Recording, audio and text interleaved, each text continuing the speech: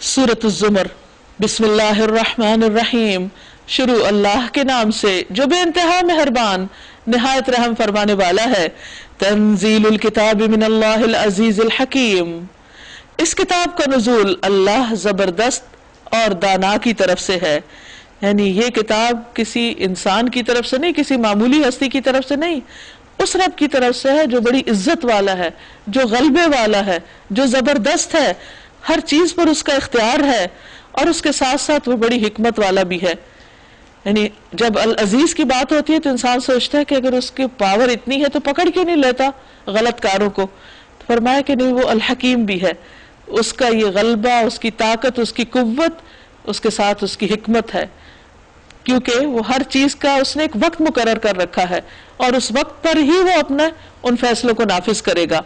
तो ये किताब उसकी तरफ से है, जो मानेगा उसका अंजाम और जो नहीं मानेगा उसका कुछ और। इन्ना अंजलना इलैकल किताब बिलहक, हमने ये किताब आपकी तरफ बरहक नाजिल की है। यानी इसमें जो कुछ है बिल्कुल सच्चाई पर मबनी है, किसी किस्म की कोई आमेजिश नहीं, कोई शक नहीं। फाबुदिल्लाह मुखलिसन लहुद्दीन, लिहाजा दीन को उसी के लिए खालिस करते हुए उसकी बंदगी करो। यानी अल्लाह की इबादत खालिस अल्लाह ही के लिए करो, उसमें किसी तरह की कोई आमेजिश न हो। अला लिल्लाहि दीनुल खालिस, खबरदार दीन खालिस अल्लाह का हक है, यानी उसमें किसी और को शरीक नहीं करना चाहिए। दीन के नाम पर इंसान जो भी काम करे वो सिर्फ और सिर्फ अल्लाह की रजा और खुशनुदी के लिए करे, क्योंकि अगर दुनिया में नामवरी की नीयत हो तो आप सल्लल्लाहु अलैहि वसल्लम ने फरमाया कोई अमल अल्लाह कबूल नहीं करता जब तक वो उसके लिए खालिस ना हो। और उसके बाद आप सल्लल्लाहु अलैहि वसल्लम ने यही आयत तिलावत फरमाई, वल्लज़ीन इत्तखज़ू मिन दूनिही औलिया, और वो लोग कि उसके सिवा जिन्होंने दूसरे सरपरस्त बना रखे हैं, वो अपने इस फेल की तौजीह ये करते हैं कि हम तो उनकी इबादत सिर्फ इसलिए करते हैं कि वो अल्लाह तक हमारी रसाई करा दें। दुनिया भर के मुशरिकीन यही कहते हैं कि हम बुजुर्गों को या इन बुतों को या इन बाकी हस्तियों को खुदा नहीं मानते, हम ये समझते कि हमें खुदा तक ले जाएंगी, ये हमारा वास्ता है, जरिया है, वसीला है। लेकिन ये भी शैतान का एक धोखा था। पहले वो उनको वसीला बताता है और फिर उसके बाद उन्हीं के ऊपर तकिया करना सिखा देता है। मा नअबुदुहुम इल्ला लियुक़र्रिबूना इलल्लाहि ज़ुल्फ़ा, कि हम तो उनकी इबादत इसलिए करते हैं कि वो हमारी अल्लाह तक पहुंच करा दें। अल्लाह यकीनन उनके दरमियान उन तमाम बातों का फैसला कर देगा जिनमें वो इख्तिलाफ कर रहे हैं। अल्लाह किसी ऐसे शख्स को हिदायत नहीं देता जो झूठा और मुनकर हक हो, यानी उसके दिल में कोई और बात हो और जाहिर में कुछ और कह रहा हो। बेसिकली अहले मक्का या उसके अलावा बाकी भी अरब के जितने भी कबाइल थे उन्होंने अपने अपने बुत बना रखे थे, उनके नाम के वो चढ़ावे चढ़ाते, उनके पास जाकर वो नजर न्याज मानते, उनके हत्ता कि उनके नामों पर अपने बच्चे तक ज़िबा कर दिया करते थे उनकी खुशनुदी के लिए, और उनसे बराह रास्त फरियादें भी करते थे। और जब उनसे कहा जाता है कि ये तो कुछ सुनते नहीं और ये कुछ कर नहीं सकते, तो वो कहते हैं कि नहीं, हम इसलिए उनको खुश कर रहे हैं ताकि ये अल्लाह को हमसे खुश करवा दें। हालांकि ये बात इंतहाई गलत थी। अल्लाह ने इस चीज का कहीं हुक्म ही नहीं दिया था कि मुझे खुश करने के लिए तुम उन पत्थर के बुतों को जाके खुश करो। अगर अल्लाह किसी को बेटा बनाना चाहता तो अपनी मखलूक में से जिसको चाहता बरगुजीदा कर लेता। पाक है इससे कि कोई उसका बेटा हो, वो अल्लाह है अकेला, सब पे गालिब, यानी उसको किसी की मदद, किसी बेटे की जरूरत नहीं। उसने आसमानों और जमीन को बरहक पैदा किया है, यानी एक मकसद के साथ पैदा किया है। वही दिन पर रात और रात को दिन पर लपेटता है। उसी ने सूरज और चांद को इस तरह मुसख्खर कर रखा है कि हर एक एक वक्त मुकर्रर तक चले जा रहा है। जान रखो वो जबरदस्त है और दरगुजर करने वाला है, यानी अगर वो अजाब देना चाहे तो कोई उसको रोक नहीं सकता, वो सब पे गालिब है। लेकिन अभी वो तुम्हें मोहलत दे रहा है, इसलिए तुम्हारी इन बुरी बुरी हरकतों पर भी तुमसे दरगुजर कर जाता है। खलक़कुम मिन नफ्सिन वाहिदतिन, उसने तुम सबको एक जान से पैदा किया, फिर वही है जिसने उस जान से उसका जोड़ा बनाया, और उसी ने तुम्हारे लिए मवेशियों में से 8 नर और मादा पैदा किए। वो तुम्हारी माँ के पेटों में 3-3 तारीख पर्दों के अंदर तुम्हें एक के बाद एक शक्ल देता चला जाता है। देखिए कि नबी सल्लल्लाहु अलैहि वसल्लम ने अगर ये कुरान खुद गढ़ा होता तो आप उस वक्त ये नहीं बता सकते थे कि बच्चा माँ के पेट में किस हाल में होता है। अब 3 पर्दे क्या हैं? एक पेट का पर्दा है, एक रहम का है اور تیسرا وہ جھلی جس کے اندر بچہ لپٹا ہوا ہوتا ہے. تو یہ قرآن نے 1400 سال پہلے حقیقت بتائی جس کو آج دیکھا گیا ہے مشینوں کے ذریعے یا مختلف تجربات کے ذریعے. فرمایا کہ 3 پردوں کے اندر رکھ کے وہ تمہیں جیسی چاہتا ہے شکل دیتا ہے. کوئی بچہ ماں پہ ہوتا ہے, کوئی باپ پہ ہوتا ہے, کوئی دونوں پہ نہیں ہوتا بظاہر. یہی اللہ جس کے یہ کام ہے تمہارا رب ہے, بادشاہی اسی کی ہے, کوئی معبود اس کے سوا نہیں ہے. پھر تم کدھر سے پھر آئے جاتے ہو؟ کون تمہیں بہکا کے لے جاتا ہے؟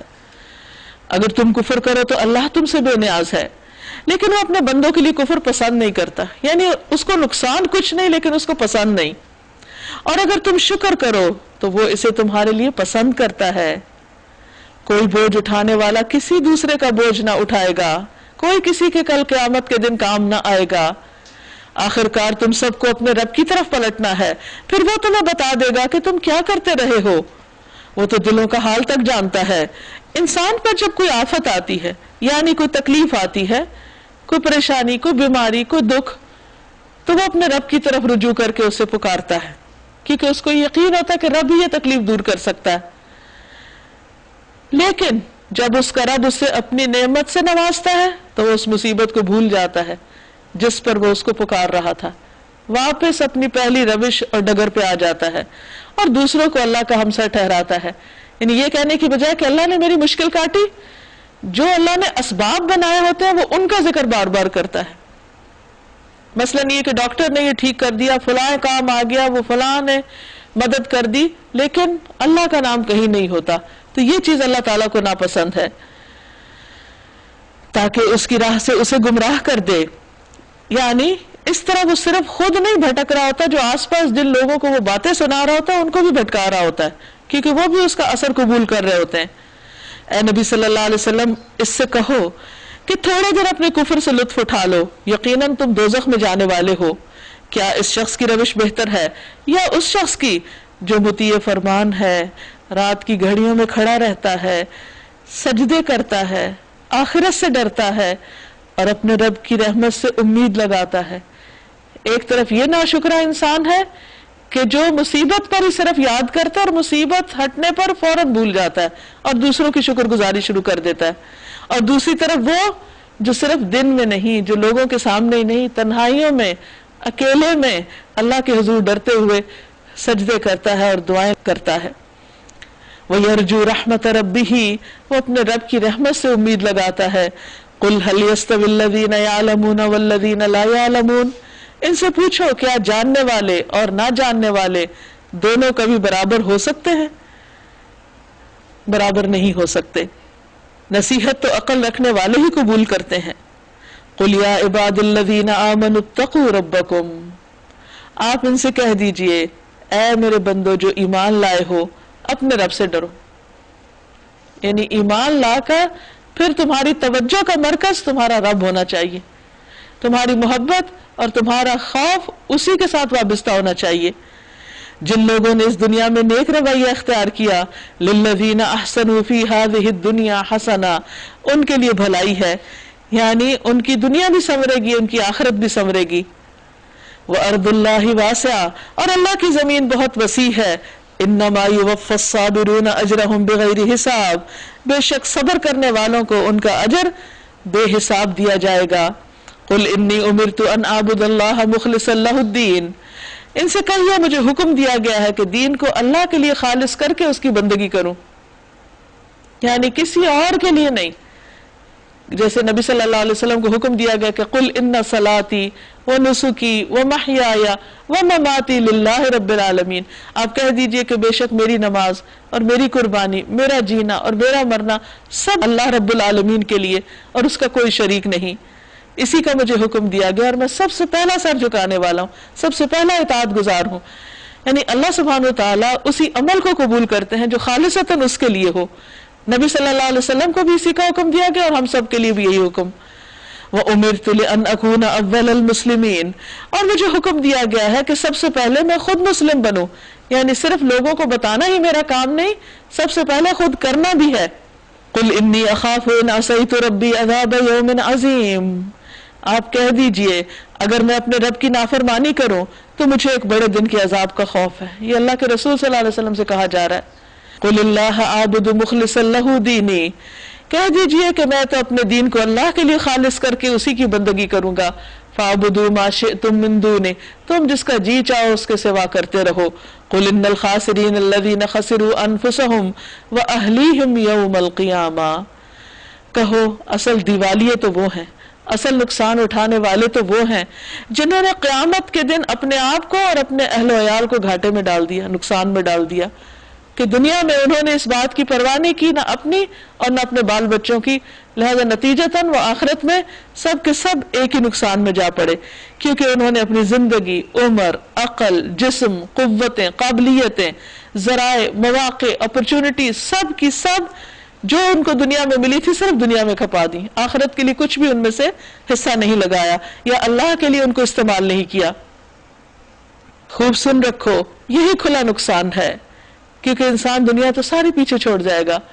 لہم من فوقہم ظلل من النار ومن تحتہم ظلل، ان پر آگ کی چھتریاں اوپر سے بھی چھائی ہوئی ہوں گی اور نیچے سے بھی. انسان اگر تصور میں بھی یہ چیز لے آئے تو اس کی روح کانپ جاتی ہے. یہ وہ انجام ہے جس سے اللہ اپنے بندوں کو ڈراتا ہے، خبردار کرتا ہے. یا عبادی فاتقون، بس اے میرے بندوں میرے غضب سے بچو. والذین اشتروا الطاغوت ان یعبدوها وانابوا الی اللہ لہم البشری فبشر عباد، بخلاف اس کے جن لوگوں نے طاغوت کی بندگی سے اجتناب کیا، شیطان کی بات نہیں مانی، اللہ کے مقابلے میں جس نے سرکشی کی اس کی بات نہیں سنی اور اللہ کی طرف رجوع کر لیا، ان کے لیے خوشخبری ہے. بس بشارت دے دو میرے ان بندوں کو، الذین یستمعون القول، جو بات غور سے سنتے ہیں، فیتبعون احسنا، اور اس کے بہترین حصے کی پیروی کرتے ہیں. قرآن تو سارا ہی بہترین ہے، لیکن اس میں سے جو ان سے متعلق چیزیں ہوتی ہیں ان پر اچھے طریقے سے عمل کرتے ہیں. یہ وہ لوگ ہیں جن کو اللہ نے ہدایت بخشی. اولئک الذین ھداھم اللہ واولئک ھم اولو الالباب، یہ ہیں جو عقل والے ہیں. افمن حق علیہ کلمۃ العذاب، اے نبی صلی اللہ علیہ وسلم اس شخص کو کون بچا سکتا ہے جس پر عذاب کا فیصلہ چشمہ ہو چکا ہو، یعنی جس نے اپنے آپ کو خدا کے عذاب کا مستحق بنا لیا ہو اور اللہ نے بھی فیصلہ کر لیا ہو کہ اب اس کی شامت آئی کہ آئی، اب اس کو سزا دینی ہی ہے. افانت تنقذ من فی النار، کیا آپ اسے آگ سے بچا سکتے ہیں جو آگ میں گر چکا ہو، یعنی جو خود کود رہا ہو اس میں. لیکن الذین اتقوا ربهم لهم غرف من فوقها غرف مبنیہ تجری من تحتها الانہار وعد اللہ لا یخلف اللہ المیعاد.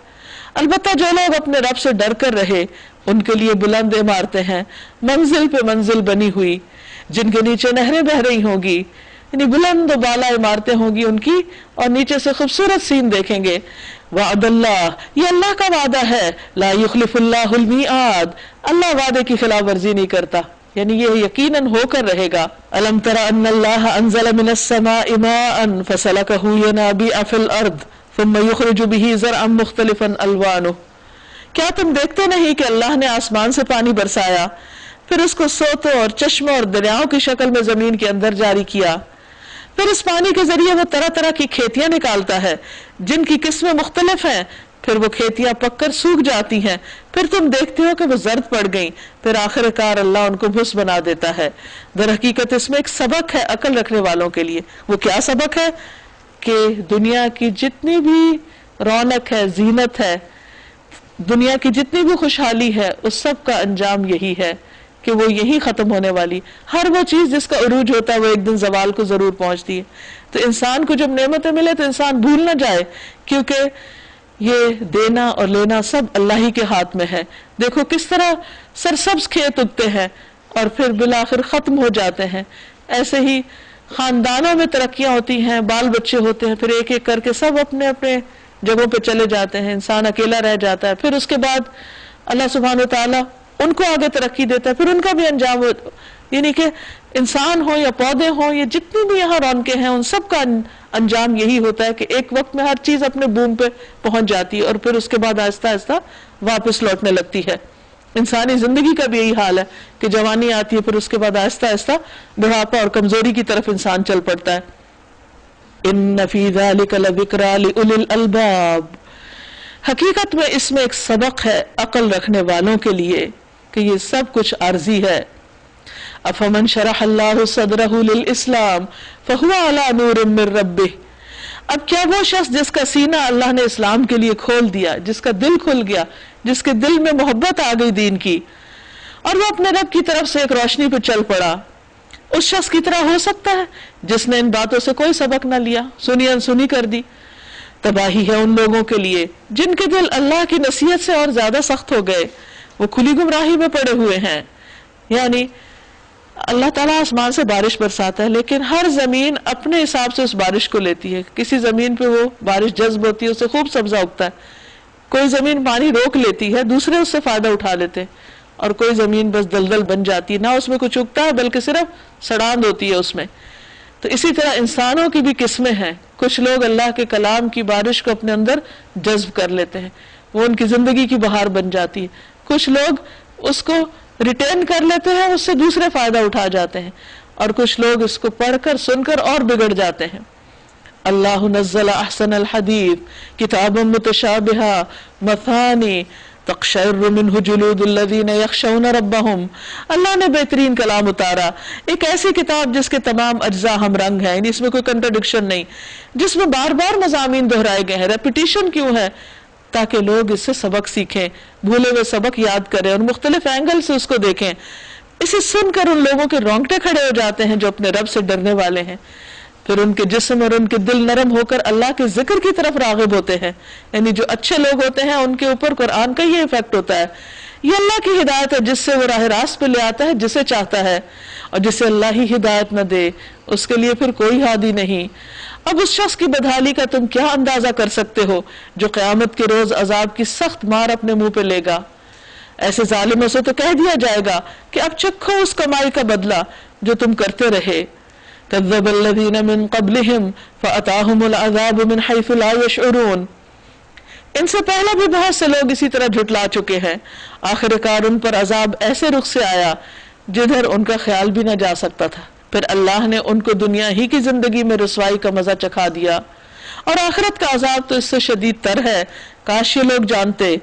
وَلَقَدْ ضَرَبْنَا لِلنَّاسِ فِي هَذَا الْقُرْآنِ مِنْ كُلِّ مَثَلٍ لَعَلَّهُمْ يَتَذَكَّرُونَ، ہم نے اس قرآن میں لوگوں کو طرح طرح کی مثالیں دی ہیں کہ یہ ہوش میں آئیں.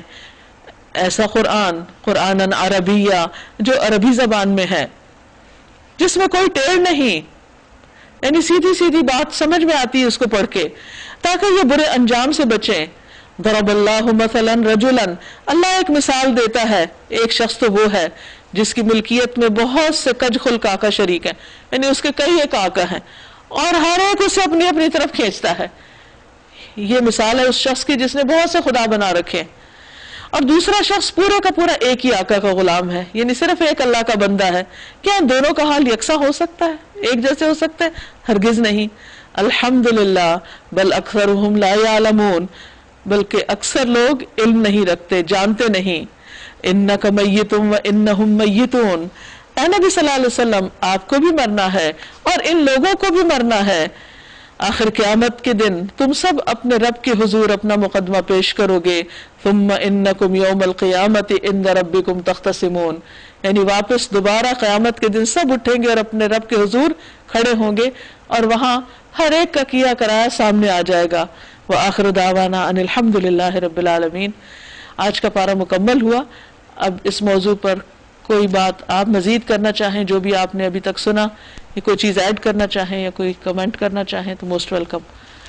میں اتنا یہ سوچ رہی تھی کہ اللہ تعالیٰ کے چنے ہوئے لوگ پیغمبر، اور ان کو جو نعمتیں ملتی تھیں اور جو کچھ بھی ان کو ملتا تھا وہ کتنا رجوع کرتے تھے اللہ کی طرف، اور بار بار یعنی کہ خشیت ان کے اندر، اور کس طرح پلٹتے تھے. عام انسانوں کو کیا ہو گیا، کیوں نہیں سمجھتے اس بات کو، اور کیا چھوٹی سی خوشی ملنے پہ اس پہ تکبر کرتے ہیں اور بھول جاتے ہیں.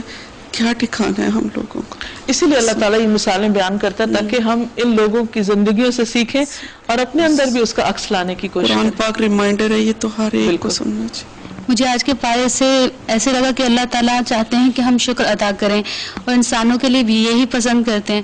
اور آج کل دیکھیں کہ کتنے لوگ پریشان ہیں, لوگوں کی زندگی میں مصیبتیں ہیں, دکھ ہیں, لیکن اگر وہ شکر کی عادت ہم اپنا لیں تو ہمیں سکون مل جائے گا. اور یہ ایسی چیز ہے جو کسی اور جگہ سے نہیں مل سکتی. تو ہم شکر گزار اگر بنیں گے تو ہمارے اپنے لیے فائدہ, ہم اپنی زندگی میں اطمینان اور سکون چاہتے ہیں تو ہم شکر گزار بن جائیں اللہ تعالیٰ کے. یعنی اگر اللہ تعالیٰ ہمیں شکر گزار بننے کے لیے کہتے ہیں تو اس میں دراصل ہمارا اپنا ہی فائدہ ہے. بالکل. اللہ تعالیٰ قرآن پاک میں فرماتے ہیں کہ انہوں نے حضرت داؤد علیہ السلام کے لیے آزمائش بھیجی. کرسی پہ ایک وہ جسم تھا, تو اللہ تعالیٰ اپنے بزرگیدہ بندوں کو بھی اور حتیٰ کہ اپنے نبیوں کو بھی آزماتا ہے, جبکہ اس کی کوئی ایکسپلینیشن بھی نہیں ہے, نہ حدیث میں ہے نہ قرآن میں ہے. صرف یہ بتانا مقصود ہے کہ اللہ تعالیٰ کسی بھی چیز سے آزما سکتا ہے. بعض اوقات ہم کہیں جا رہے ہوتے ہیں تو راستے میں اچانک کوئی چیز آ کے گر جاتی ہے تو ہم کہتے ہیں یہ کیا ہوا, یہ کہاں سے آئی, کیوں ہوئی, لیکن اس میں کچھ سبق ہوتا ہے. صحابہ کہتے ہیں کہ نبی صلی اللہ علیہ وسلم ہمیں اگر فضا میں ایک پرندہ بھی اڑتا تھا تو اس سے بھی سبق سکھاتے تھے. تو اللہ تعالیٰ سے دعا کرنی چاہیے کہ اللہ ہمیں عبرت کی نگاہ دے کہ جو واقعہ ہمارے سامنے ہو رہا ہو ہم اس سے صحیح لیسن لیں اور اس سے کچھ سیکھیں. یہ دراصل سکھانے کے طریقے ہوتے ہیں. ان ایکسپیکٹڈ چیزیں زندگی میں نظر آنے لگتی ہیں, کبھی خواب کی شکل میں, کبھی ویسے ظاہر ہمارے پریزنس میں, کبھی کوئی شخص جس سے ہمیں کوئی توقع نہیں ہوتی وہ ہمارے ساتھ اتنا اچھا سلوک کرنے لگتا ہے تو ہم حیران ہو جاتے ہیں کہ اس کے دل میں کس نے ڈالا, اور کبھی جس سے بہت توقع ہوتی ہے وہ ہمارا دل توڑ کے چلے جاتے ہیں. تو یہ سب چیزیں دراصل تو ہمیں سکھانے اور ہمارا امتحان لینے کے لیے. مجھے جو اس بارے سے سبق ملا ہے وہ یہ ہے کہ اللہ تعالیٰ نے داؤد علیہ السلام کو فزیکل پاور بھی دیا تھا اور سکلز بھی دیے تھے, اور انہوں نے کوئی تکبر کا مظاہرہ نہیں کیا. اور ہمیں اگر چھوٹی سی چیز مل جاتی ہے تو ہم اس پہ اتنا اترانے لگتے ہیں کہ اس ذات نے جس نے یہ سب کچھ دیا اسی کا شکر ادا کرنا بھول جاتے ہیں. تو ہمیں اپنے آپ میں مطلب اور شکر گزار بننے کے لیے کیا کرنا چاہیے؟ وہ ساتھ ہی بتا دیا گیا کہ اواب, ہر چیز جو بھی ملے اس پہ اللہ کی طرف پلٹیں, نعمت ملے تو شکر کریں, اگر تکلیف آئے تو صبر کریں, یعنی بار بار رجوع, اللہ کی یاد. جی, یہ آج کے پارے میں جو حضرت داؤد اور حضرت سلیمان علیہ السلام کی بات ابھی جو ہوئی بھی اس میں, تو اس میں جو پلٹنے کی ان کی بات ہے وہ بہت ہی خوبصورت عمل ہے. عموماً ہم جب مشکل آتی ہے, پریشانی آتی ہے, اس میں تو ہم اللہ تعالیٰ کی طرف پلٹتے ہیں, رجوع کرتے ہیں. لیکن جب انسان ایک لیڈرشپ کے رول کے اوپر ہوتا ہے اور انسان کے پاس نعمتیں ہوتی ہیں, اس وقت ہم اللہ کی طرف پلٹنا بھول جاتے ہیں, اس وقت رجوع نہیں کرتے. حالانکہ وہ بھی ایک بہت بڑی ایک آزمائش ہوتی ہے اور وہ بھی موقع ہوتا ہے ہمارے امتحان کا. تو ہمیں اپنا انالیسس کرنا ہے کہ ہم نعمتوں میں کتنا زیادہ اللہ تعالیٰ کی طرف رجوع کرنے والے بنتے ہیں. السلام علیکم. اواب بننے کے لیے میرے ذہن میں جو آئی اس پورے سورہ صاد کے اندر کہ تمام پیغمبروں نے اپنی غلطیوں پہ فوراً ایکسیپٹ کیا کہ ہاں ہم سے غلطی ہوئی ہے. شکر کرنے کے لیے پہلا اسٹیپ ہے اپنی غلطی تسلیم کرنا. ان سے جہاں بھی غلطی ہوئی, جس اسٹیج پہ بھی ہوئی, انہوں نے کہا کہ ہاں ہم سے غلطی ہوئی. جب غلطی کا اپنا اعتراف کرتے ہیں نا, جب ہی شکر آتا ہے. دوسری چیز یہ تھی کہ یہاں پہ ہم 2-3 جگہوں پہ جہاں پہ آپ نے یہ جہنم والی آیت پڑھی تھی, کیا ہم یہاں دعا مانگ سکتے ہیں اللہم اجرنا من النار؟ بالکل. یعنی کہ قرآن مجید پڑھنے اور سننے کا طریقہ یہ ہے کہ جہاں جنت کی بات ہے تو جنت مانگنی چاہیے, جہاں عذاب کی بات ہے تو پناہ مانگنی چاہیے, کسی نعمت کا ذکر آئے تو وہ مانگنی چاہیے, جی شکر ادا کرنا چاہیے. جی. اور تیسری چیز ایک اور تھی جو آپ نے ابھی ذکر کیا نا کہ ہم لوگ جو ہے وہ مصیبت پڑتی ہے تو ہم اللہ کو یاد کرتے ہیں اور نعمتوں پہ اللہ کو بھول جاتے ہیں. تو جنرلی ہمارا جو طریقہ ہے کہ جب ہم موت کا موقع ہوتا ہے تو ہم سیگریگیشن والی گیدرنگ کرتے ہیں, قرآن لے کے پڑھتے ہیں. جب شادیاں کرتے ہیں, اسی فیملی میں اگر شادی ہوتی ہے تو ہم اس وقت اللہ کو بھول جاتے ہیں. سورہ صفات کی 98 آیت ہے, اس کو اس کی تفسیر تھوڑی سی سن کے میرے دل میں ایک ایک دم سے ایک بہت زیادہ امید جاگی کہ جب آپ اس دنیا میں اگر نیک رستے پہ ہیں اور آپ سچائی پہ ہیں تو اللہ تعالیٰ نے کس طرح حضرت ابراہیم علیہ السلام کو اسی دنیا میں ان کو اس مشکل سے فوراً نجات دے دی. تو اگر ہم بہت ایک بڑی سی امید آئی میرے دل میں کہ اگر ہم اپنے آپ کو اللہ کو راضی کرنے کے لیے کچھ کرتے ہیں تو ہمیں اس چیز پہ ڈٹے رہنا چاہیے اور بالکل اللہ سے بہت اچھی امید رکھنی چاہیے کہ وہ ہمیں ضرور کامیاب کرے گا کرے گا. بالکل, یعنی اللہ تعالیٰ آخرت کے علاوہ دنیا میں بھی اپنے بندے پر رحم فرماتا ہے. جی. بسم اللہ الرحمن الرحیم. یہ جو سورہ صاد کی آیتیں ہیں, شیطان کا جو ڈائلاگ ہے اور یہ جو تکبر کی بات ہے, مجھے لگتا ہے کہ سارا کا سارا جو مسئلہ ہے ہم انسانوں کے ساتھ اور جن کا سبق ہمیں رسولوں نے سکھایا ہے, ان کی مثال سے ہم سمجھے ہیں, وہ یہ ہے کہ تکبر جو ہے it's the leading cause of all the problems that we have today. Not even today, but since mankind was created. So, تکبر کو کس طرح کنٹرول کیا جائے, ہمیں بتائیں کہ ہم کیا کریں جس سے ہم اپنے آپ کو لگام دے سکیں. انسان کو جیسے اللہ سبحانہ وتعالیٰ نے اس کی تخلیق کے مرحلے یاد کرائے ہیں نا, کہ انسان سوچے تو صحیح کہ وہ کس چیز سے پیدا ہوا. تو جب انسان اپنی حیثیت پر غور کرتا ہے, اپنی اصلیت پہ غور کرتا ہے, تو پھر یہ چیز اس کو مدد دیتی ہے کہ وہ تکبر میں نہ پڑے. دوسری چیز یہ ہے کہ انسان اس بات کو یاد رکھے کہ اب جو کچھ میرے پاس ہے یہ ایک وقت آئے گا کہ سب کچھ ہاتھ سے چلا جائے گا اور میں خالی ہاتھ اللہ کے حضور حاضر ہوں گا. یعنی اگر موت کے مرحلے کو, قبر کے گل سڑ جانے کو, اور پھر حشر کے دن اکیلے اٹھنے کو اگر انسان یاد کرے, یعنی اپنے آغاز اور اپنے اختتام دونوں حالتوں کو سامنے رکھ کے صرف بیچ کی حالت پر مت اترائے, تو انشاءاللہ یہ دو چیزیں فائدہ دیں گی. جزاک اللہ. سورہ زمر کی آیات میں there is a lot about fearing Allah subhanahu wa ta'ala. This is really a punch line, ایک simple line ہے which really calls for multiple changes in our personality. And usually like just fearing Allah can save us from so many other fears. Like for example in ayahs میں یہ بھی آیا ہے کہ کتنے non-believers ہیں who fear so many other millions of gods. In fact جس چیز سے وہ fear کرتے ہیں اسے وہ اپنا معبود بنا لیتے ہیں. So just this fear of Allah can really erase all the other fears in life.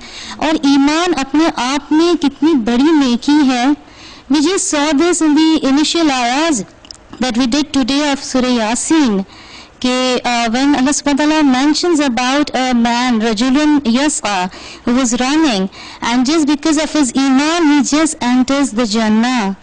اور ابھی تک اس نے کوئی such good deeds نہیں کیے ہیں. He has not prayed his salah, he has not fasted, he has not done anything, but just on the basis of iman he has entered Jannah.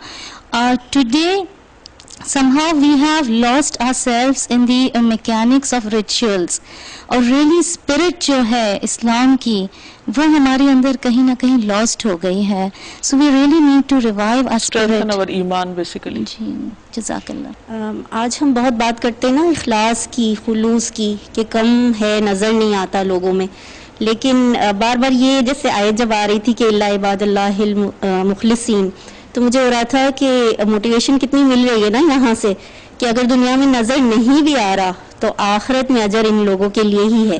اور اللہ نے ان لوگوں کو بھی تو ہمارے لیے رکھا نا جو مخلص تھے. اگر ہمیں اپنے سراؤنڈنگ میں نظر نہیں آتے تو اسی لیے قرآن کی طرف رجوع کرنے کی ضرورت ہوتی ہے کہ وہاں پر جو مخلص ہیں ان کے حالات پڑھ کر ہی ہم کچھ سیکھ لیں. اور یہی نا کہ پھر حق کے راستے میں انسان اگر اکیلا بھی رہ جاتا ہے تو بھی استقامت اس کے لیے بہترین اجر کا باعث ہو سکتی ہے نا. بالکل. سورہ صاد میں یہ آیت نمبر 31 میں جو ہے نا کہ اللہ کی یاد میں اضافے کے باعث بنا, تو یہ ذرا سا یہ تھوڑا سا مجھے واضح کر دیں آپ. یعنی گھوڑا بھی اللہ کی نشانیوں میں سے ایک نشانی ہے, اور صافنات ان گھوڑوں کو کہتے ہیں جو 3 ٹانگ پہ کھڑے ہوتے ہیں, ایک اٹھائی ہوئی ہوتی ہے, تو وہ ایسا سٹائل ہوتا ہے اور ایسی ایک خوبصورتی ہے اس کے اندر کہ جس کو دیکھ کے انسان वालहाना तौर पर अल्लाह को याद करने लगता है। और जियाद होता तेज रफ्तार घोड़ा। ये जानवर, कैसा जानवर अल्लाह ने पैदा किया है, और हम दूर बैठ के शायद इमेजिन नहीं कर पाते। अगर आप उनके बीच में हो तो सिर्फ उनको देख के ही एक दिल बढ़ने लगता है। तो ये चीजें भी कुदरत की निशानियां जो हैं, अगर इंसान उनको गौर से देखता है और फिर जो काम वो अपने मालिक की मर्जी के मुताबिक करते हैं। घोड़े कहाँ दौड़ते हैं, किसके लिए वो वफादार हैं, किसके लिए वो भागे फिर रहे हैं, तो ये सारी चीजें उनके दिल में शुक्र की वजह से अल्लाह की याद पैदा करती हैं कि अल्लाह शुक्र है तूने ये नेमतें हमारे लिए बनाई। यानी हमारा दीन ये नहीं सिखाता कि आप नेमतों से आंखें बंद कर लो और एक आइसोलेशन में चले जाओ। इनके बीच में रहो और हर चीज से अपने रब को याद करो। एक्चुअली मैं तो यही कहना चाह रही हूँ कि I am so grateful to be attending these lectures because all the time one keeps thinking by hearing them how can we avoid saying अस्तगफार and अल्हम्दुलिल्लाह। मुझे तो नबी सल्लल्लाहु अलैहि वसल्लम की वो हदीस याद आ रही थी जिसमें आपने फरमाया कि मोमिन का हर मामला उसके लिए खैर ही खैर है। जब उसे कोई तकलीफ पहुंचती है तो सब्र करता है और अजर पाता है, और कोई नेमत मिलती है तो शुक्र करता है और उस पर भी उसके लिए अजर है। और एक ये हज़रत दाऊद अलैहिस्सलाम की जो बात थी कि व इन्न कसीरन मिनल खुलताई ला यबगी बअदुहुम अला बअद, और इस पर भी नबी सल्लल्लाहु अलैहि वसल्लम की वो हदीस के वो इंसान जो लोगों की तकलीफ़ों के बावजूद उनको बर्दाश्त करता है और उनसे मिलजुल कर रहता है, वो उससे बेहतर है जो उनकी तरफ से आने वाली अज़ियतों की वजह से उनसे कतई ताल्लुक़ कर लेता है। तो मुझे ये चीज़ें बहुत अल्हम्दुलिल्लाह अच्छी लगी इसमें। शुक्रिया। जब से मैंने ये तर्जुमा पढ़ना शुरू किया है तो मुझे जैसे अभी रिसेंटली मेरे साथ दो हुए थे कि जैसे बहुत बड़ी मुसीबत आती है तो हम बहुत घबरा जाते हैं, लेकिन जब से मैंने ये पढ़ना शुरू किया, इस पर अल्लाह को याद किया, तो मुझे लगा कि मेरी मुसीबत बहुत कम हो गई। मेरे नवासे का कुछ उसका बेचारे के रिपोर्ट्स आने थे और हम बहुत दुआएं कर रहे थे, लेकिन रिपोर्ट सही भी नहीं आए। लेकिन उस वक्त भी जैसे उसी वक्त मैंने बच्ची को बोला कि आप जुमे का दिन है, अच्छे कपड़े पहने, अल्लाह का शुक्र अदा करें। तो मुझे लगा कि बहुत ज़्यादा सब्र आ गया है, यानी मेरी कोई मुसीबत ही नहीं है। और एक और मेरे साथ हुआ कि मेरा पासपोर्ट, मैं सुबह अमेरिका से निकल रही थी, रात को 12 बजे मैं अपना चेक करी, मेरा पासपोर्ट ही नहीं है। यानी इतनी बड़ी बात कि मैं किस तरह ट्रैवल करूंगी, क्या करूंगी। तो बस उस वक्त भी एक मुझ में पता नहीं कुछ सब्र सा आ गया, मुझे रोना नहीं आया, मुझे ये नहीं आया। तो मुझे लगता है कि जिस तरह मैं पढ़ती जा रही हूँ मुझ में हौसला बढ़ा है। इरशाद बारी ताला है, फमन अज़लमु मिम्मन कज़ब अलल्लाहि व कज़्ज़ब बिस्सिद्क़ि इज़ जाअह अलैसा फ़ी जहन्नम मथवन लिल काफ़िरीन वल्लज़ी जाअ बिस्सिद्क़ि व सद्दक़ बिही उलाइका हुमुल मुत्तक़ून। फिर उस शख्स से बड़ा जालिम और कौन होगा जिसने अल्लाह पर झूठ बांधा और जब सच्चाई उसके सामने आई तो उसने उसको झुटला दिया।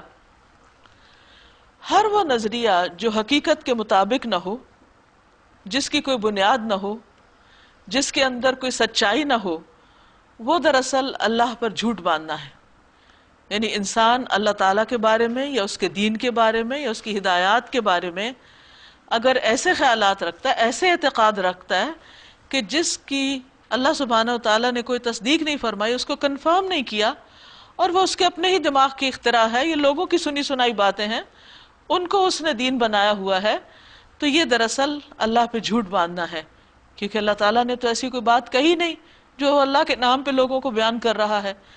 फरमाया कि वो सबसे बड़ा जालिम है जो अल्लाह पे झूठ बांधे, जो मन घड़त दीन पेश करे या उस पे खुद चले, और जब असली दीन सामने आए, सच्चाई सामने आए, तो वो उसको झुटला दे। वह कज़्ज़ब बिस्सिद्क़, तो ये जुल्म की इंतहा है। नबी सल्लल्लाहु अलैहि वसल्लम ने फरमाया, क़यामत के दिन कुफ़ार और मुनाफिकीन को अलल ऐलान लोगों के सामने बुलाया जाएगा और कहा जाएगा कि ये वो लोग हैं जिन्होंने अल्लाह पर झूठ बांधा। अलैसा फ़ी जहन्नम मथवन लिल काफ़िरीन, क्या जहन्नम में काफिरों के लिए ठिकाना नहीं, यानी बहुत ठिकाना है, ऐसे लोगों की सज़ा जहन्नम ही है। इसके बरक्स वल्लज़ी जाअ बिस्सिद्क़ि व सद्दक़ बिही, वो शख्स जो सच्चाई लाया, यानी जिसने हक की तरफ लोगों को बुलाया, खा वो अल्लाह के रसूल सल्लल्लाहु अलैहि वसल्लम हो या उनके बाद आपकी पैरवी करते हुए दूसरे लोग, आपके सहाबा या ताबईन या क़यामत तक के लोग, جو سچائی کی تلقین کریں، سچائی کی تبلیغ کریں، حق دین پیش کریں، وصدق به، اور خود بھی اس کی تصدیق کریں، جیسے حضرت ابوبکر صدیق رضی اللہ تعالیٰ عنہ نے تصدیق کی تھی، دیگر صحابہ کرام نے کی، اور قیامت تک جو بھی مومن اس سچائی کی یعنی اصلی دین کی تصدیق کریں، اولئک هم المتقون، یہی لوگ دراصل متقی ہیں، اللہ سے ڈرنے والے ہیں، کیونکہ اللہ کا ڈر ہی انسان کو حق پر قائم رکھتا ہے۔ رسول اللہ صلی اللہ علیہ وسلم نے فرمایا اگر تم میں 4 خصائل پائے جاتے ہوں تو تمہیں دنیا کے کسی فائدے سے محرومی کا کوئی افسوس نہیں ہونا چاہیے: امانت کی حفاظت، سچی بات، حسن فطرت، اور رزق کی پاک دامنی، یعنی پاک حلال طیب رزق انسان کو نصیب ہو۔ لَهُمْ مَا يَشَاءُونَ عِنْدَ رَبِّهِمْ ذَلِكَ جَزَاءُ الْمُحْسِنِينَ، انہیں اپنے رب کے ہاں وہ سب کچھ ملے گا جس کی وہ خواہش کریں گے، جس کی وہ تمنا کریں گے، یعنی جنت میں جا کر ان کی تمام خواہشات کی تکمیل کی جائے گی، اور یہ نیکی کرنے والوں کی جزا ہے، یہ بدلہ ہے، کیونکہ دنیا میں انہوں نے سچائی کو پا کر اس کی تصدیق کی اور اپنی زندگی کو اس کے مطابق گزارا۔ اس لیے قیامت کے دن اللہ تعالیٰ ان کی مرضی اور ان کی خواہشات کو پورا فرمائے گا، کیونکہ دنیا میں انہوں نے اللہ کی مرضی کے مطابق زندگی بسر کی ہوگی۔ لِيُكَفِّرَ اللَّهُ عَنْهُمْ أَسْوَأَ الَّذِي عَمِلُوا وَيَجْزِيَهُمْ أَجْرَهُمْ بِأَحْسَنِ الَّذِي كَانُوا يَعْمَلُونَ، تاکہ جو بدترین اعمال انہوں نے کیے تھے انہیں اللہ ان کے حساب سے ساقط کر دے، یعنی ان کی غلطیاں محسنین کی معاف کر دی جائیں گی، اور جو بہترین اعمال وہ کرتے رہے ان کے لحاظ سے ان کو اجر عطا فرمائے، یعنی اللہ نے قیامت کا دن اس لیے رکھا ہے۔ الیس اللہ بکاف عبدہ، کیا اللہ اپنے بندے کے لیے کافی نہیں ہے؟ اس کی تمام ضروریات پوری کرنے کے لیے، اس کو مشکلات سے نکالنے کے لیے، اس کی تمنائیں اور خواہشات پوری کرنے کے لیے۔ تو جو شخص اللہ پہ بھروسہ کرتا ہے اور اللہ کو اپنا سب کچھ سمجھتا ہے، پھر اسے غیر اللہ کی ضرورت نہیں رہتی۔ یہ لوگ اس کے سوا دوسروں سے تم کو ڈراتے ہیں، حالانکہ اللہ جسے گمراہی میں ڈال دے اسے کوئی راستہ دکھانے والا نہیں، اور جسے وہ ہدایت دے اسے کوئی بھٹکانے والا بھی نہیں۔ وَلَئِن سَأَلْتَهُم مَّنْ خَلَقَ السَّمَاوَاتِ وَالْأَرْضَ لَيَقُولُنَّ اللَّهُ، ان لوگوں سے اگر آپ پوچھیں کہ زمین اور آسمانوں کو کس نے پیدا کیا تو یہ خود کہیں گے کہ اللہ نے۔ ان سے کہیے جب حقیقت یہ ہے تو تمہارا کیا خیال ہے کہ اگر اللہ مجھے کوئی نقصان پہنچانا چاہے تو کیا تمہاری یہ دیویاں جنہیں تم اللہ کو چھوڑ کر پکارتے ہو، جن پہ بھروسہ کرتے ہو، مجھے اس کے پہنچائے ہوئے نقصان سے بچا لیں گی؟ یا اللہ مجھ پر مہربانی کرنا چاہے تو کیا یہ اس کی رحمت کو روک سکیں گی؟ بس ان سے کہہ دو کہ میرے لیے اللہ ہی کافی ہے، بھروسہ کرنے والے اسی پر بھروسہ کرتے ہیں، یعنی تمام اختیارات کا مالک اللہ ہے، اللہ کے سوا کوئی ایسا نہیں جس نے آسمان و زمین کو بنایا، تو آسمان و زمین پر اختیار بھی پھر کسی اور کا نہیں، کیونکہ جب کسی کو کوئی فائدہ پہنچتا ہے تو چھوٹی سی بھی چیز جو انسان کو ملتی ہے، مثلا ایک پھل ہی، اس پھل کے پیدا ہونے کے لیے اور اس بندے تک پہنچنے کے لیے کائنات کی کتنی بے شمار قوتیں کام کر رہی ہوتی ہیں جو اللہ نے بنائی ہیں۔ مثلا مٹی چاہیے، مٹی کے اندر جو غذائیت ہے وہ چاہیے، پھر وہ بیج چاہیے، پھر پانی چاہیے، دھوپ چاہیے، پھر وہ ساری چیزیں مل کے اس کو ایک خاص ٹیمپریچر کے مطابق مدد ملتی ہے تو اس سے پودا نکلتا ہے، پھر وہ پودا ایک خاص مدت کو پہنچتا ہے، اس کو ایک خاص میچورٹی تک پہنچنے کے لیے بہت سے اسباب درکار ہوتے ہیں۔ اگر گرمی زیادہ ہو جائے، سردی زیادہ ہو جائے، ہوائیں طوفان آ جائیں تو ہو سکتا ہے کہ پودا ہی ختم ہو جائے، تو اس کو اللہ تعالیٰ بچاتا ہے، پھر وہ اس درخت پر پھول لگتے ہیں، پھر پھل لگتے ہیں، پھر وہ پھل کہاں سے کہاں پہنچ کر انسان تک پہنچتے ہیں۔ تو یہ کیا ایک چھوٹی سی نعمت کا بھی ملنا کوئی معمولی چیز ہے؟ اس تک پہنچنے کے لیے بہت ساری چیزیں کام کر رہی ہوتی اور وہ ساری کی ساری اللہ کے اختیار میں۔ تو اس لیے اگر اللہ تعالیٰ کچھ دینا چاہے تو کوئی اور اس کو روک نہیں سکتا، اور اگر وہ نہ دینا چاہے تو کوئی اور بنا نہیں سکتا۔ تو ان سے کہیے کہ مجھے کسی اور سے کچھ بھی توقع نہیں، سب کچھ میرے رب کے پاس ہے اور وہی دینے والا ہے، اسی پر میں بھروسہ کرتا ہوں۔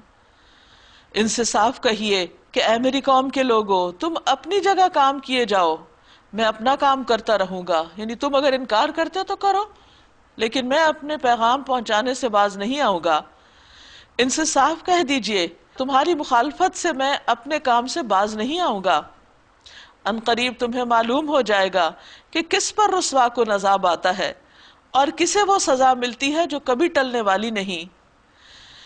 اے نبی صلی اللہ علیہ وسلم، ہم نے سب انسانوں کے لیے یہ کتاب آپ پر برحق نازل کی ہے، اب جو سیدھا رستہ اختیار کرے گا یعنی اس کتاب کے مطابق وہ اپنے لیے کرے گا، اور جو بھٹکے گا اس کے بھٹکنے کا وبال بھی اسی پر ہوگا، تم ان کے ذمہ دار نہیں، یعنی آپ کا کام ہے پہنچا دینا، باقی یہ اپنا اپنا خود بھگتیں گے جو بھی انہوں نے کیا ہوگا۔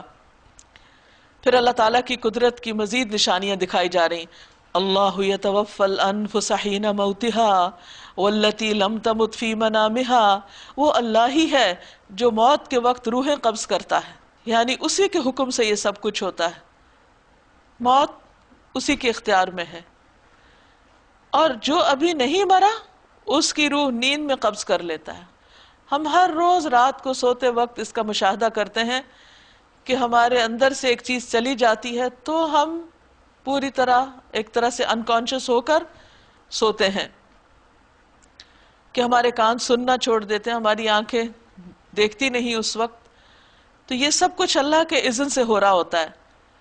یہ اللہ تعالیٰ ہر روز اپنی قدرت ہمیں دکھاتا ہے، اپنی نشانی دکھاتا ہے، پھر جس پر وہ موت کا فیصلہ نافذ کر لیتا ہے اس کو روک دیتا ہے، یعنی وہ روح واپس نہیں آتی اور انسان نیند میں ہی فوت ہو جاتا ہے، اور دوسروں کی روحیں ایک وقت مقرر کے لیے واپس بھیج دیتا ہے، صبح پھر اٹھ جاتے ہیں لوگ۔ اس میں بڑی نشانیاں ہیں ان لوگوں کے لیے جو غور و فکر کرنے والے ہیں۔ کیا اس رب کو چھوڑ کر ان لوگوں نے دوسروں کو سفارشی بنا رکھا ہے؟ ان سے کہو کیا وہ شفاعت کریں گے خواہ ان کے اختیار میں کچھ بھی نہ ہو اور وہ سمجھتے بھی نہ ہو، یعنی ان کو یہ بھی نہ پتا ہو کہ شفاعت کہتے کس کو ہے؟ کہو شفاعت ساری کی ساری اللہ کے اختیار میں ہے، آسمانوں اور زمین کی بادشاہی کا وہی مالک ہے، پھر اسی کی طرف تم پلٹائے جانے والے ہو۔ جب اکیلے اللہ کا ذکر کیا جاتا ہے تو آخرت پر ایمان نہ رکھنے والوں کے دل کڑنے لگتے ہیں کہ کسی ان کے اور بزرگ کا یا کسی معبود کا ذکر یا کسی دیوتا دیوی کا ذکر کیوں نہیں کیا جا رہا؟ یہ کیسا دین ہے کہ صرف ایک ہی الہ ہے اس میں؟ اور جب اس کے سوا دوسروں کا ذکر ہوتا ہے تو یکا یک وہ خوشی سے کھل اٹھتے ہیں، کیونکہ ان کی ساری وفاداریاں اور محبتیں ان سے ہیں۔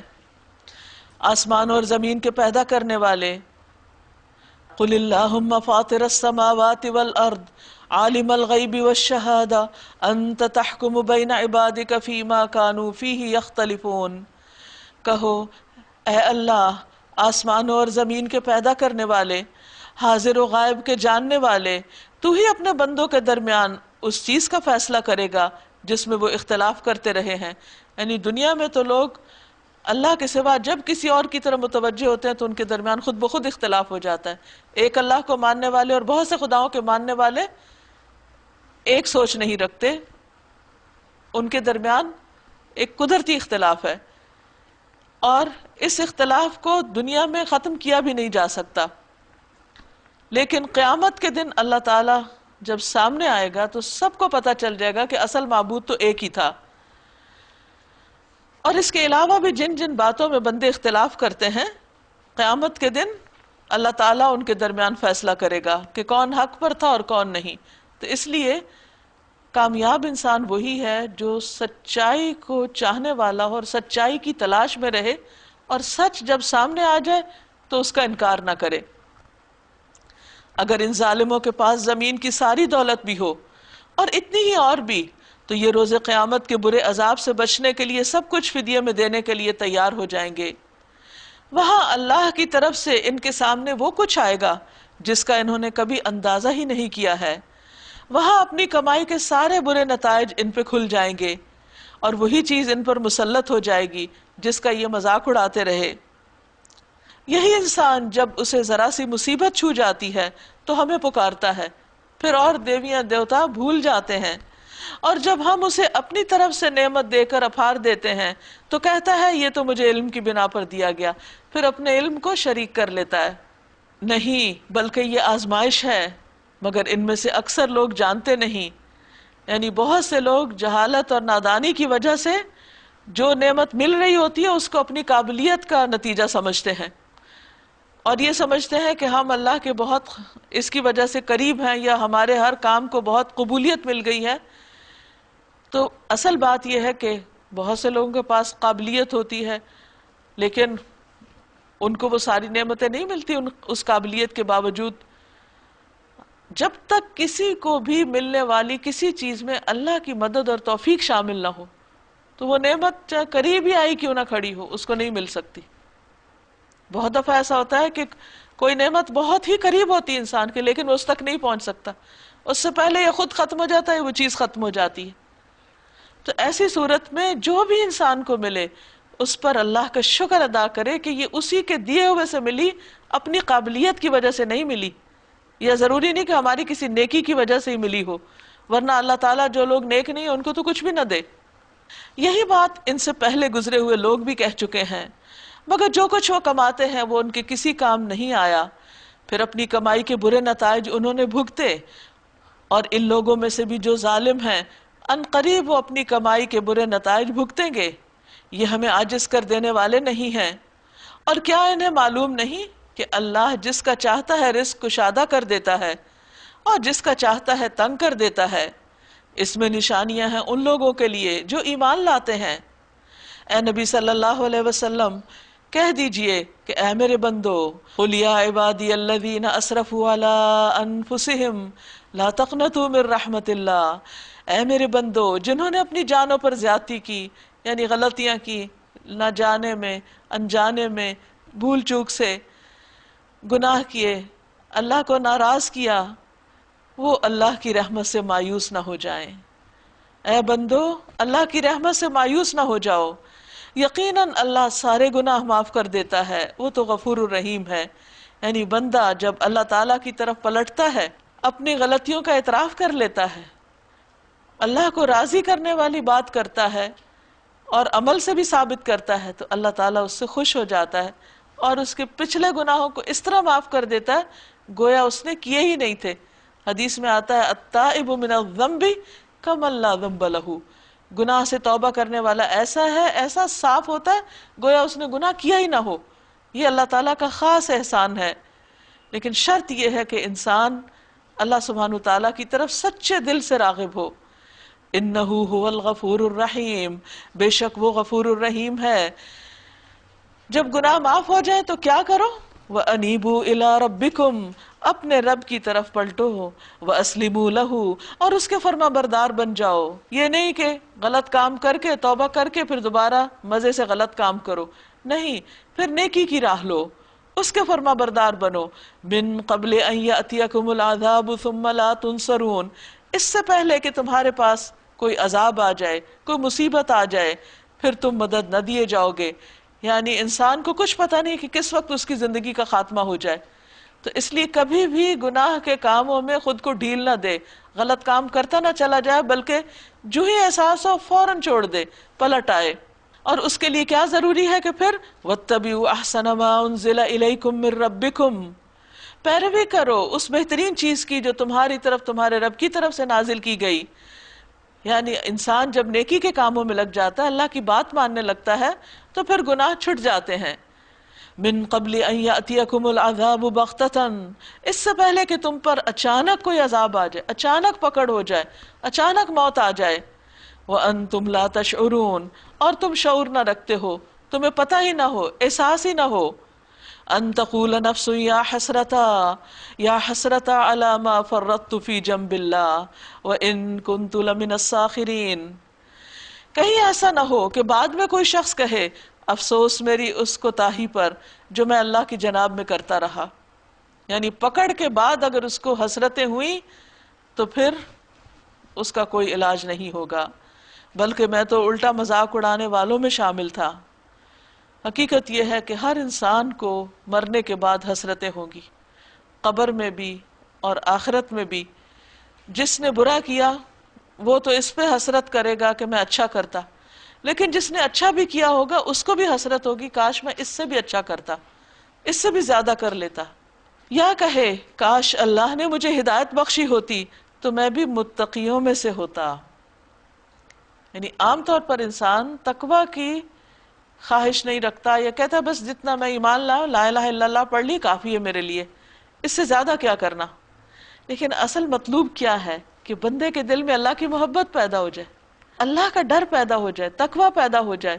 اور جو تقوی کے جتنے اعلیٰ مقام پر ہوگا اس کا درجہ آخرت میں، اس کا انعام بھی اتنا ہی اعلیٰ ہوگا.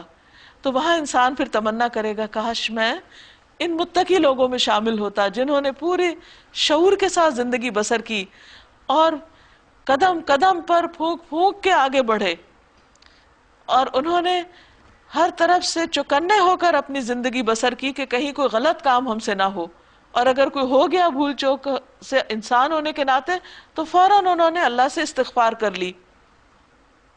یا عذاب دیکھ کر کہیں یہ نہ کہے کاش مجھے ایک موقع اور مل جائے، ایک اور چانس، اور میں بھی نیک کام کرنے والوں میں شامل ہو جاؤں. لیکن اس وقت تو پھر کوئی چانس نہیں ہوگا. بلا قد جاءتک آیاتی فکذبت بہا، اس وقت اسے یہ جواب ملے کیوں نہیں میری آیات تیرے پاس آ چکی تھی، تجھے سمجھایا جا چکا تھا، پھر تو نے انہیں جھٹلایا اور تکبر کیا اور تو کافروں میں سے تھا. آج جن لوگوں نے خدا پر جھوٹ باندھے ہیں، یعنی اللہ سے ایسی باتیں منسوب کی جو اللہ تعالیٰ نے فرمائی نہیں، قیامت کے دن تم دیکھو گے کہ ان کے منہ کالے ہوں گے. کیا جہنم میں متکبروں کے لیے کافی جگہ نہیں ہے؟ یعنی بہت جگہ ہے. اس کے برعکس جن لوگوں نے تقوی کیا ان کے اسباب کامیابی کی وجہ سے اللہ ان کو نجات دے گا، ان کو کوئی گزن نہ پہنچے گا، نہ وہ غمگین ہوں گے، کسی قسم کا نہ کوئی خوف ہوگا، نہ کوئی تکلیف پہنچے گی، نہ غم ہوگا، نہ جسمانی تکلیف اور نہ ذہنی اور قلبی کوئی ناراحت. اللہ خالق کل شیء، اللہ ہی ہر چیز کا خالق ہے، کوئی چیز خود نہیں بنی اور کسی اور نے نہیں بنائی سوائے اس کے، اور وہ ہر چیز پر نگہبان ہے. یعنی صرف بنا کے چھوڑ نہیں دیا بلکہ اپنی چیزوں کی نگرانی بھی کر رہا ہے کہ وہ کام کیسے کر رہے ہیں. آپ دیکھیں کروڑوں کی تعداد میں گیلیکسیز ہیں، اور ایک ایک گیلیکسی کے اندر ملینز اینڈ ٹریلینز سٹارز ہیں، اور وہ ایسا نہیں کہ چھوٹے چھوٹے کوئی چمکتی ہوئی چیزیں ہیں بلکہ ہیوج، اور وہ اپنے اپنے دائرے میں گھوم رہے ہیں، اور بعض اوقات ایک گیلیکسی دوسرے کے اندر سے گزر جاتی ہے اور کوئی ٹکراؤ نہیں ہوتا. اتنا زبردست حساب دان ہے وہ. تو یہ سب کچھ کرنے والا کیسے ہو سکتا ہے کہ کوئی اور بھی اس کی نقل کر سکے یا کوئی اور اس کے برابر ہو سکے؟ زمین اور آسمانوں کے خزانوں کی کنجیاں اسی کے پاس ہیں، وہی جانتا ہے اپنے خزانوں کو. اور جو لوگ اللہ کی آیات سے کفر کرتے ہیں وہی نقصان اٹھانے والے ہیں، یعنی جو نہ مانے اس کی طاقت کو، ان کا اپنا نقصان. ان سے کہیے پھر کیا اے جاہلو تم اللہ کے سوا کسی اور کی بندگی کرنے کے لیے مجھ سے کہتے ہو؟ یعنی جس رب کا یہ سارا کمال ہے اسے چھوڑ کے میں کسی اور کے آگے جھکوں؟ یہ بات تمہیں ان سے صاف کہہ دینی چاہیے، کیونکہ تمہاری طرف اور تم سے پہلے گزرے ہوئے تمام انبیاء کی طرف یہ وحی بھیجی گئی کہ اگر تم نے شرک کیا تو تمہارے عمل ضائع ہو جائیں گے. یعنی اللہ سبحانہ و تعالیٰ کے ہاں شرک چھوٹا سا بھی ایکسیپٹیبل نہیں، اور پیغمبروں کو بھی براہ راست کہہ دیا گیا اور ان کے ذریعے ان کی قوموں کو سمجھا دیا گیا، علل اعلان سب کو بتا دیا گیا کہ اللہ سبحانہ و تعالیٰ اس چیز کو کسی صورت قبول نہیں کرے گا، اور جس نے اس کا ارتکاب کیا، یعنی شرک کا ارتکاب کیا اور اسی حال میں اس کی موت آ گئی تو وہ نقصان میں پڑ جائے گا، پھر اسے کوئی بچانے والا نہ ہوگا اور اس کے سارے عمل بھی ضائع ہو جائیں گے. لہٰذا تم بس اللہ ہی کی بندگی کرو، بل اللہ فاعبد وکم من الشاکرین، اور شکر گزار بندوں میں سے ہو جاؤ، کیونکہ عبادت اس وقت تک مکمل نہیں ہوتی جب تک انسان شکر گزار نہیں ہوتا. یعنی ایک ہوتا ہے کہ بس لگے بندھے ایک روٹین میں ایک ریچولز ادا کرتا چلا جائے اور انسان کہ میں عبادت کروں، نہیں، عبادت کے ساتھ ساتھ اس پر خوش ہونا کہ اللہ نے ہمیں یہ طریقے سکھائے، اور پھر اس پر راضی ہونا، اور عام روزمرہ زندگی میں بھی اچھے حالات ہو یا اس کے علاوہ کوئی ہو، ان سب میں مطمئن رہنا اور اللہ کے فیصلوں کو قبول کرنا، یہ سب کچھ دین کا حصہ ہے. یعنی دین صرف لا الہ الا اللہ پڑھ کے چند ریچولز ادا کرنا نہیں ہے، بلکہ دل کی کیفیات کے ساتھ، اپنے شعور اور احساس کے ساتھ اللہ کی طرف راغب ہونے کا نام ہے. وما قدر اللہ حق قدرہ، ان لوگوں نے اللہ کی قدر نہ کی جیسا کہ اس کی قدر کرنے کا حق ہے. یعنی انہیں اللہ کی عظمت کا کوئی اندازہ ہی نہیں، اور نہ انہوں نے کبھی سمجھنے کی کوشش بھی کی، کیونکہ اگر وہ سمجھ آ جاتی تو پھر ان کا یہ رویہ نہ ہوتا. قیامت کے روز پوری زمین اس کی مٹھی میں ہوگی اور آسمان اس کے دست راست میں سیدھے ہاتھ میں لپٹے ہوئے ہوں گے. پاک اور بالا تر ہے وہ اس شرک سے جو یہ لوگ کرتے ہیں. اور اس روز سور پھونکا جائے گا، یعنی اس دن ساری کی ساری قدرت، طاقت، اختیار، ملکیت سب کے سامنے آ جائے گی کہ اللہ ہی کی ہے، صرف اللہ کی، کوئی اس میں شریک نہیں. اور اس روز سور پھونکا جائے گا اور وہ سب مر کر گر جائیں گے، جو بھی آسمانوں اور زمین میں ہیں، سوائے ان کے جنہیں اللہ زندہ رکھنا چاہے. پھر ایک دوسرا سور پھونکا جائے گا اور یکا یک سب کے سب اٹھ کر دیکھنے لگیں گے. زمین اپنے رب کے نور سے چمک اٹھے گی، کتاب اعمال لا کر رکھ دی جائے گی، انبیاء اور تمام گواہ حاضر کر دیے جائیں گے. لوگوں کے درمیان ٹھیک ٹھیک حق کے ساتھ فیصلہ کر دیا جائے گا اور ان پر کوئی ظلم نہ ہوگا. یہاں پورا نقشہ کھینچ کے رکھ دیا گیا کہ زمین کس طرح چمک رہی ہوگی، اعمال نامے سامنے آ جائیں گے، انبیاء اور گواہ حاضر ہوں گے اور ہر ایک کا فیصلہ ہو جائے گا اور کسی پہ ظلم نہ ہوگا. اور ہر شخص کو جو بھی اس نے عمل کیا تھا اس کا پورا پورا بدلہ دے دیا جائے گا. لوگ جو کچھ بھی کرتے ہیں اللہ اس کو خوب جانتا ہے. اس کے بعد وہ لوگ جنہوں نے کفر کیا تھا جہنم کی طرف گروہ در گروہ ہانکے جائیں گے، یہاں تک کہ جب وہ پہنچیں گے وہاں تو اس کے دروازے کھولے جائیں گے اور اس کے کارندے ان سے کہیں گے کیا تمہارے پاس تمہارے اپنے لوگوں میں سے ایسے رسول نہ آئے تھے جنہوں نے تم کو تمہارے رب کی آیات سنائی ہو اور تمہیں اس بات سے ڈرایا ہو کہ ایک وقت تمہیں یہ دن بھی دیکھنا ہوگا؟ وہ جواب دیں گے ہاں آئے تھے، ہمیں بتایا تو گیا تھا مگر عذاب کا فیصلہ کافروں پر چپک گیا. کہا جائے گا داخل ہو جاؤ جہنم کے دروازوں میں، اب تمہیں ہمیشہ یہاں رہنا ہے، ہمیشہ.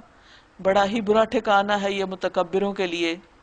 اور جو لوگ اپنے رب کی نافرمانی سے پرہیز کرتے تھے، تقوی والے تھے، انہیں گروہ در گروہ جنت کی طرف لے جایا جائے گا، یہاں تک کہ جب وہ وہاں پہنچیں گے اس کے دروازے پہلے سے ہی کھولے جا چکے ہوں گے اور سب سے پہلے نبی صلی اللہ علیہ وسلم اس میں داخل ہوں گے.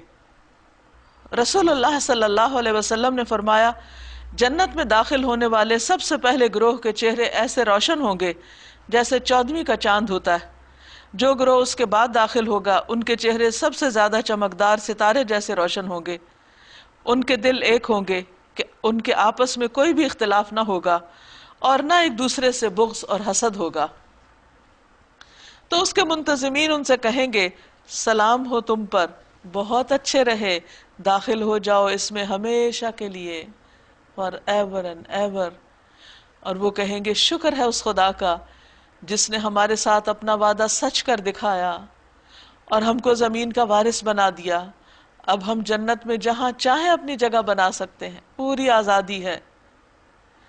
پس بہترین اجر ہے عمل کرنے والوں کا. فنعم اجر العاملین وترى الملائکۃ حافین من حول العرش یسبحون بحمد ربهم وقضی بینہم بالحق وقیل الحمد للہ رب العالمین. اور تم دیکھو گے کہ فرشتے عرش کے گرد حلقہ بنائے ہوئے ہیں، سرکل میں ہیں، اپنے رب کی حمد اور تسبیح کر رہے ہوں گے. جیسے دنیا میں طواف میں آپ دیکھتے ہیں کہ لوگ کس طرح حلقہ باندھے ہوئے اللہ کی تسبیح کر رہے ہوتے ہیں. اور لوگوں کے درمیان ٹھیک ٹھیک حق کے ساتھ فیصلہ چکا دیا جائے گا، کسی پہ ظلم نہیں کیا جائے گا اور پکار دیا جائے گا حمد ہے اللہ رب العالمین کے لیے. یعنی سب کے سب اللہ کی تعریف پکار دیں گے. اللہ تعالی ہمیں بھی اپنی تعریف کرنے والا اور شکر ادا کرنے والا بنائے.